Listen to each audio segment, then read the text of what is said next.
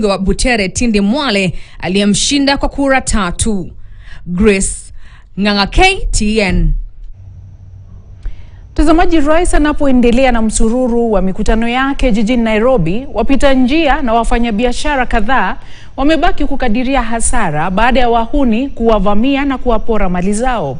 Akihutubu kutoka Mombasa hii leo, Inspekta Mkuu wa Polisi Douglas Kanja amethibitisha hilo, akisema vijana kadhaa waliowavamia watu na kuwaibia katika barabara ya Thika jijini Nairobi hapo jana wamekamatwa na kufikishwa kotini. Clement Masombo anaarifu zaidi. Tumeanzisha ujenzi wake leo. Sikizeni vijana wa Mathare. Vijana hoye. Vijana hoye. Kwa hiyo program ya affordable housing. Kwa kawaida rais anapozuru maeneo mbalimbali ya nchi, hali ya usalama huwa imara, huku idadi ya maafisa wa usalama wanaomlinda rais ikiwa juu. Ila hali inaonekana kuwa tofauti jijini Nairobi, ambapo Rais William Ruto anaendeleza ziara yake ya siku 5 ya kukagua na kuzindua miradi ya maendeleo.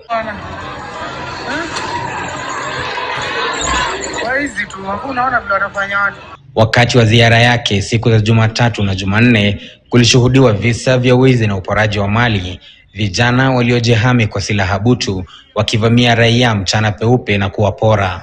Jumanne vile vile, rais alipokuwa maeneo ya Mathare, hali ilisalia mbaya kutokana na visa vya wizi, vijana wakionekana wakivunja maduka na kutekeleza wizi wa bidhaa.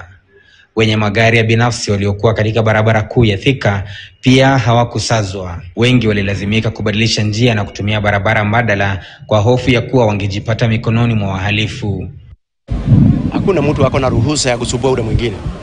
Hapana. Kenya yetu ni huru. Na kwa hivyo wahalifu wote, awe ni yule anasimamisha mwingine, anapora mali ya mwingine, yote tutashughulikia vilivyo. Na tumeshika wale tumekamata, wameenda kutini, na wengine tutaendelea kuwasaka. Mhalifu ni mhalifu, si ni kweli? Tukio ile ya jana, waine walikuwa ni majabasi, na moja alikuwa ni reja ambao alikuwa anafuata hiyo mifugo. Na hiyo mifugo tuliweza kupata mifugo ng'ombe ingine na ingine kwa hesabu kwa 120 tuweza kuzipata. Kwa hivyo wale ni wahalifu, wajabasi wenyewe. Kumekuwa na ongezeko la visa kama hivi katika maeneo kadhaa jijini Nairobi kutokana na ukosefu wa ajira miongoni mwa vijana. Clement